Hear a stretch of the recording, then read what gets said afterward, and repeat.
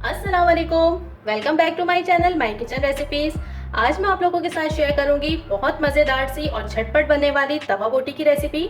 आप लोग देखिएगा कि ये कितनी आसानी से बन गई है और घर में मौजूद चंद सामान से ही बनेगी। थोड़े से अज्जा इसमें इस्तेमाल होंगे और जितनी आसानी से ये बनेगी खाने में उतनी ही लाजवाब होगी। तो आइए इसे बनाना शुरू करते हैं।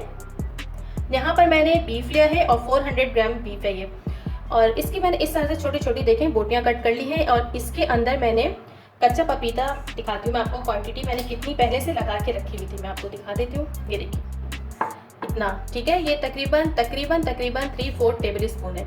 ये मैंने पहले से ही लगा के इसमें रख दिया था और इसको अब लगे हुए तकरीबन आधा घंटा हो गया है। अब इसके अंदर मसाले ऐड करेंगे। सबसे पहले मैं इसमें डालूंगी अदरक लहसुन का पेस्ट 3/4 टीस्पून। इसके अलावा इसमें जाएंगी ½ टीस्पून कुटी हुई लाल मिर्चें। नमक और मिर्चा आपने अपने टेस्ट के मुताबिक रखना है, मैं हर दफ़ा बताती हूँ आपको। ½ टीस्पून फुल भर के चाट मसाला पाउडर और ½ टीस्पून नमक। बस यही अज्जा इसमें जाएंगे। इसे मिक्स करेंगे अच्छे तरीके से और मैं इसे दोबारा रख दूंगी तकरीबन 10 से 15 मिनट तक।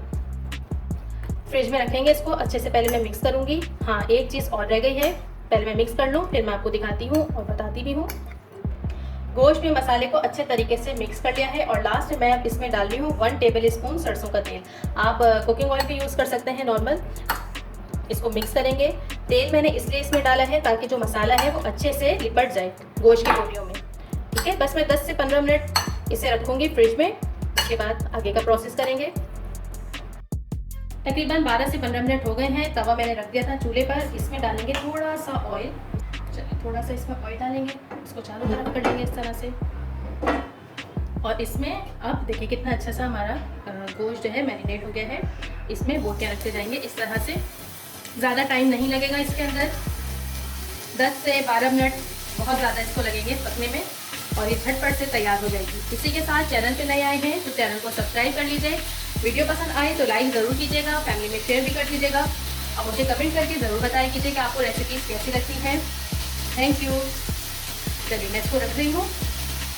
देखिए इस पर कितना अच्छा सा मसाला कोट हुआ है। फ्लेम मैंने मीडियम टू लो रखा है। इसके किनारों पर भी थोड़ा थोड़ा सा इस तरह से ऑयल डाल देंगे बस। और अब इसे पकाते हैं। तकरीबन 3 से 4 मिनट हो गए हैं इसे इसी तरह से पकते हुए। मैं बस इनकी साइडें चेंज करूँगी। देखिए यहाँ मैंने जो बोटियाँ थी उनकी साइड्स चेंज कर दी हैं। गोश्त जो अपना पानी छोड़ेगा ये उसी में पक जाएंगी, गल जाएंगी।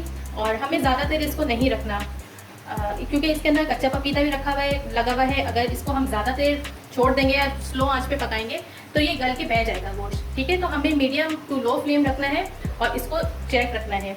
अच्छा, मैं अभी इसे कवर कर रही हूँ तकरीबन 5 से 8 मिनट तक के लिए। इसे देखते हैं। अच्छा, मैंने इसको बीच में 2-3 दफ़ा खोल के चलाया भी था। देखिए कितनी बेहतरीन सी जो पानी था वो भी इसी के अंदर ही पहले पानी रिलीज़ हुआ और इसके साथ ही ये अपने पानी में पक गई। और अब ये तकरीबन तैयार है। बस मैं इसको थोड़ा सा और फ्राई करूँगी। थोड़ी सी कसर इसमें बाकी है। बस मैं इसे कवर करके फिर रख दूँगी तकरीबन 3 से 4 मिनट तक और ये बेहतरीन सी तैयार हो जाएगी। तकरीबन 4 से 5 मिनट हो गए हैं इसे पकते हुए।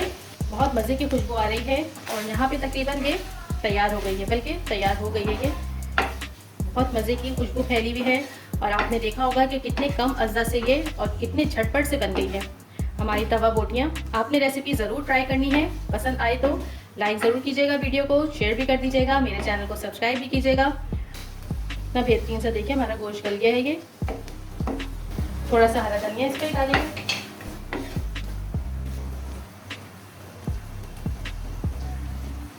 चूल्हे को भी बंद कर रही हूँ मैं।